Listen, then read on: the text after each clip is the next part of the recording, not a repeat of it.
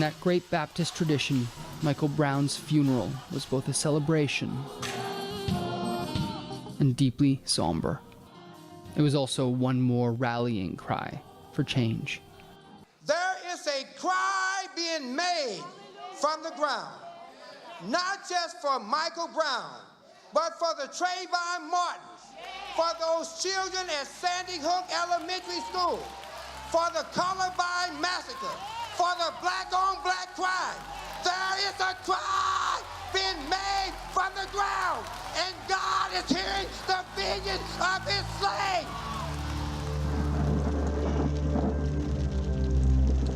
A few days earlier in Ferguson, and the rain is all that's holding back the riots. The rain seems a welcome reprieve from the chaotic nightly protesting over the death of teenager Michael Brown.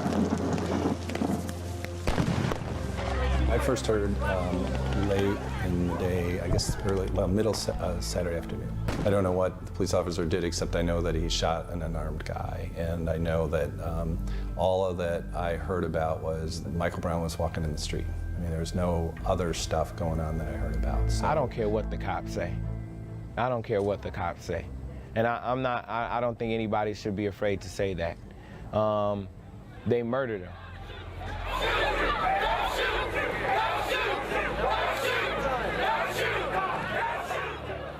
The power of the story of Michael Brown's death is that it can be told in a single sentence. An unarmed black kid shot dead by a white police officer for just walking down the street. Literally, Officer Darren Wilson intended to charge Brown for jaywalking. There was a stop of 2 youth in the street for being in the street, just for being in the street. And from there, a shooting took place. It appears to be undisputed that at least six bullets were fired by the officer. The bullet came from the gun of a police officer doesn't mean the bullet did not kill. The autopsy showed they murdered him, and he was unarmed. We have a culture in this country that only certain people are allowed to live, and only certain people are allowed to kill. And those people that can kill are above reproach by anybody. We have one autopsy report, not the government autopsy report, but the family's autopsy report that shows that there were multiple blows to the body, including 2 to the head.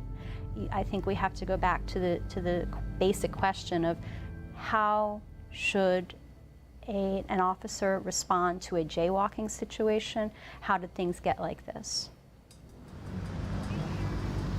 Brown was shot on Canfield Drive, where he grew up, and his body was left in the afternoon sun for 4.5 hours by the police.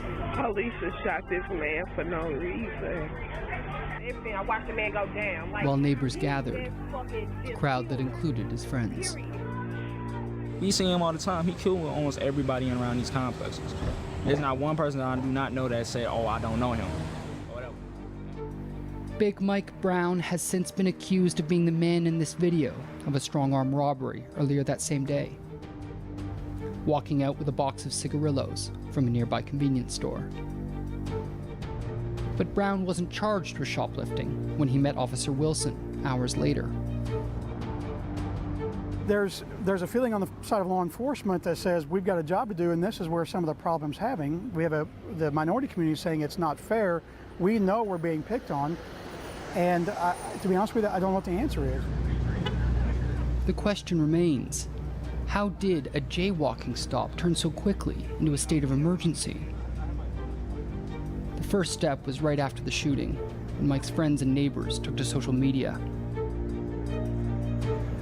Protesters then took to the streets. They're telling the media to turn off their cameras because they don't want no fucking witnesses.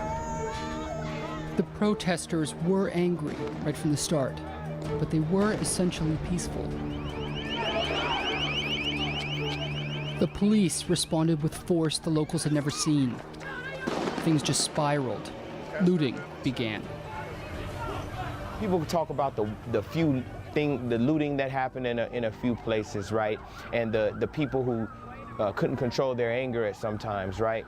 But the fact of the matter is, that is a very visceral and human reaction that you have when you see a child murdered in cold blood. What would you do?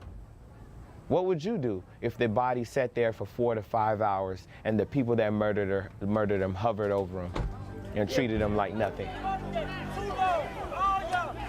Municipal police quickly called in state police, who soon enough handed over crowd control to the National Guard. To me, it is an example of just a complete overreaction to the potential of violence from people of color. And I'm not going to dismiss the fact that there were some criminal actions that occurred that night, right? There were real criminal actions that happened that night. But the military and the snipers, they were there, and I thought it was awful. I don't want to see it in. I'm not just talking about it in St. Louis. I don't want to see it in America. It's at odds with what I believe our justice system and our system of government is supposed to be about. The police, I mean, this is the difference, right, between a totalitarian regime and a democracy is the police are supposed to be here to protect us and serve us, and the military is supposed to defend us against foreign threats. They shouldn't be here on the streets of Ferguson. With all levels of policing now wearing camouflage fatigues or driving armored personnel carriers like Bearcats, it was hard for the public to tell the military from the cops. One of the things I heard many folks here in the media say is military equipment, military. In my observations, I've not seen one piece of military equipment. I'm not saying they're not there. I didn't see hand-me-down weapons. I didn't see hand-me-down gear. These are being paid for with public funds. So who were all these rioters from Ferguson on the road for a showdown like this? Well, many weren't from Ferguson at all. Police arrest logs show that only a few dozen of the more than 200 people arrested were from there. Most were from other areas in St. Louis, but many were from as far away as Brooklyn, New York. Part of a kind of increasingly common social media-driven protest tourism. Philip Agnew is from Miami. He's angry, but he's not local. He would shoot him. As somebody who is politicized and somebody who's conscious, as they say, you think every day about what it'd be like to really rebel and fight against the police force. You know, other people will give you probably way more political answers, and some may be genuine, but I wanted to support, but I also wanted to be a part of a resistance moment. Us friends and everybody around this community know him. You know, it's kind of messed up how people just, you know, using his name for other things. You know, it's kind of messed up. It does look down West Florissant in that direction. Thousands came to Ferguson to protest America's growing injustice. For most of the crowd, Mike Brown is just the latest casualty of the worst kind of racism. But for the people who live in Ferguson, it's more complicated. A few will tell you they've experienced outright police brutality, like Jermaine, a friend of Mike Brown's. I got charged for attempted robbery that I didn't do. It was a vacant house. Yeah, how did they treat you? And they beat me with a nightstick and tased me. That's about it. You got beat with a nightstick and tased. How old are you? I'm 18. You're 18. When was this? Last year. You'd think that stories like a 17-year-old saying he was beaten by the police would be the kind of thing that people here would be most angry about. But it's not.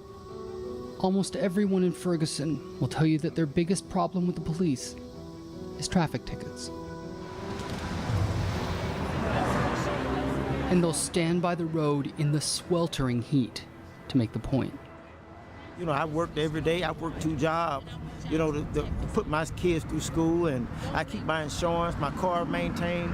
But every time it's like a police car gets in behind me, even though I know I haven't done anything wrong, but I always feel like they're running my place. I feel like I'm getting ready to be harassed. You just get tired of feeling like that. And I think a lot of the young people that's riding over on West Florissant, I don't think that a lot of it has to do with Mike Brown at all. Rioting over traffic violations may sound crazy, but consider this. In Ferguson, every encounter with a police officer can cost you money that you don't have, even if you haven't done anything. The municipal court here can charge you court fees, often around $50 just to show up, and fine you if you don't show. And even if you win, you still owe the court fee. The local government's number 2 source of revenue is ticketing. It's an almost $3 million line item. And Ferguson has a 90% poverty rate.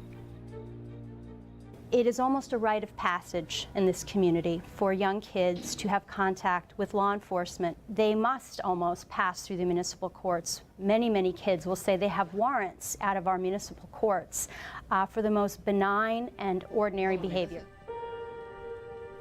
So when a 17-year-old in Ferguson tells you that they have $3,000 of paper out on them, that's the running total of the fines they owe. And Ferguson is only one of 91 different municipalities in St. Louis, each with their own police agency. You can cross 8 jurisdictions in one 3-mile stretch of road and be fined each time for the same broken taillight. Unpaid fines lead to warrants. Says they're not showing up because they're running from their obligation to the law, so we must issue a warrant for the rest. Avoiding a warrant can lead to jail time. And this all often starts with an ordinance violation, like a broken taillight or jaywalking. And because this is all civil law, you won't get a court-appointed lawyer to clue you into the fact that much of this may actually be unconstitutional. I would say that the courts believe that these charges are so low level and so trivial that you don't even get a lawyer, right? You're getting a traffic ticket. But then 3 steps later, people are in jail. And I don't think the courts, the people who are in the courts, have a good understanding of the havoc that they're wreaking on people's lives when they're ticketing them and then trying to collect this revenue.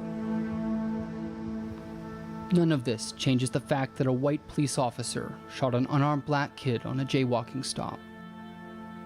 Nor does it change the fact that the officer in question has yet to have his day in court. But it might help to explain why so many people in Ferguson use the same word to describe the last 2 weeks. They say something like this was inevitable. Michael Brown does not want to be remembered for a riot. He wants to be remembered as the one that made America deal with how we gonna police in the United States.